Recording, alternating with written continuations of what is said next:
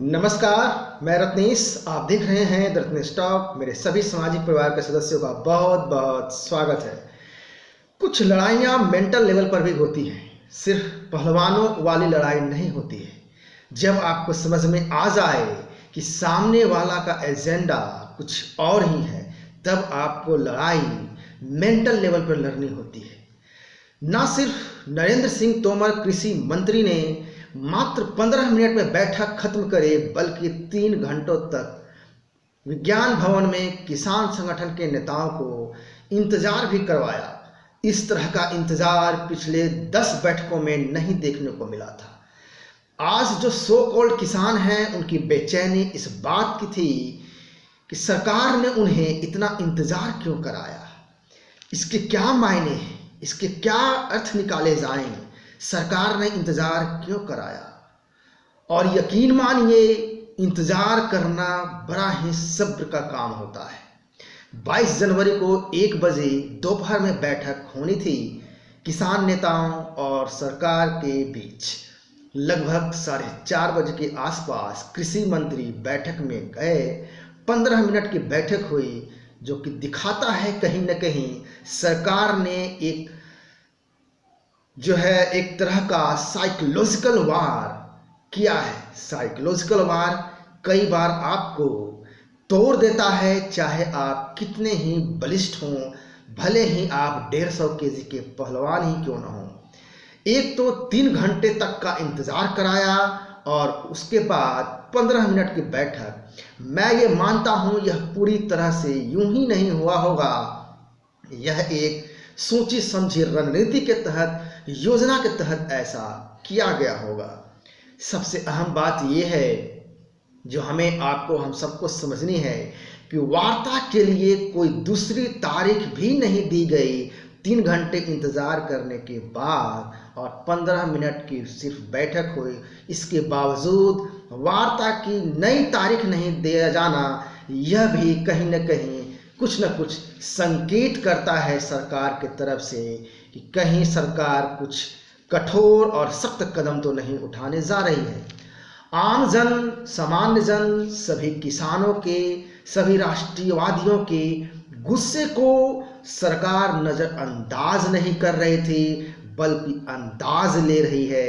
इसे हमें समझना होगा। जरा सोचिए, आरंभ में ही कहा जा रहा था सरकार को कि इन फर्जी किसानों के विरुद्ध सीधी कार्रवाई क्यों नहीं की जा रही है। आखिर सरकार क्या सोच रही है, किस चीज़ का इंतजार कर रही है, सरकार क्या चाहती है, किस बात का आखिर इंतजार किया जा रहा है। लेकिन इतने दिनों बाद इतने कड़े तेवर को नैतिक बल मिलता है, जो कि पहले नहीं मिलता। यदि सीधी कार्रवाई पहले हो गई होती तो 22 अब आप इस चीज को समझिए कि 22 जनवरी से पहले जो वार्ता में लगभग 1.5 से 2 साल का जो प्रस्ताव दिया गया कानून को स्थगित करने का सरकार की ओर से, अब आप समझिए कि इसको नैतिक बल कैसे मिल रहा है।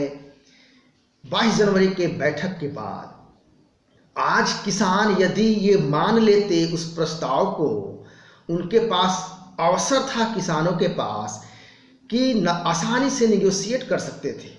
लेकिन मोदी सरकार भी यही चाह रही थी कि बस इस प्रस्ताव को किसान नेता खारिज कर दे, और आखिरकार वही हुआ जो मोदी सरकार योजनाबद्ध तरीके से चल रही थी।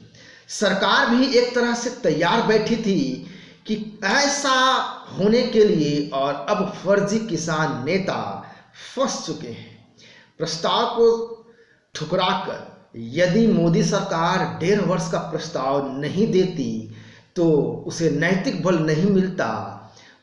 अन्य लोगों को, आम जन को कहने के लिए भी होता, या जो फर्जी किसान आंदोलन में बैठे हुए हैं उनको कहने के लिए भी होता कि देखो सरकार भी कड़ा रुख अपनाए हुए है। यहाँ तक कि ऐसा भी हो सकता था कि सुप्रीम कोर्ट भी आगे आने वाले दिनों में कह सकती थी कि सरकार ने भी तो अड़ियल रुख, कड़ा रुख अपनाया है, किसी तरह का कोई प्रस्ताव नहीं दिया है। लेकिन सरकार ने 1.5 वर्ष का स्थगित करने का प्रस्ताव दिया, और इस अवधि में निगोशिएट कर सकते थे किसान, जो कि इस अवसर को वो खो चुके हैं। अब इसे भी हमें आपको समझना पड़ेगा। लेकिन अब सरकार के एक्शन का समय है, यह भी सत्य है, यह भी, इसमें भी कोई दो राय नहीं है। मकसद है इन फर्जी किसानों का 26 जनवरी को इंटरनेशनली भारत को बदनाम करने का कि देखो ये अपना राष्ट्रीय पर्व भी शांति से नहीं मना सकते हैं, सेलिब्रेट नहीं कर सकते हैं। दूसरी बात कि 29 जनवरी से संसद का सत्र चलने वाला है, जहां लोकसभा में सरकार पूर्ण बहुमत से भी ज़्यादा की संख्या में है और राज्यसभा में भी लगभग बहुमत के करीब है। तो ऐसे खैराती मीडिया और कांग्रेसी वामपंथियों की बेचैनी होना लाजमी है और यह बेचैनी कहीं न कहीं किसी न किसी रूप में निकलना ही था और यह बेचैनी उनकी किसान फर्जी आंदोलन के रूप में निकल रहा है, जिसे हमें, आपको, हम सबको समझना पड़ेगा। तो ये था पूरा विश्लेषण। यदि आपको विश्लेषण अच्छा लगा तो आप कृपया लाइक शेयर करें और यदि आप में से कोई देखने वाले नए हैं तो इस चैनल को कृपया आप सब्सक्राइब करें ताकि नए वीडियो का नोटिफिकेशन आपको मिलता रहे। नमस्कार, जय।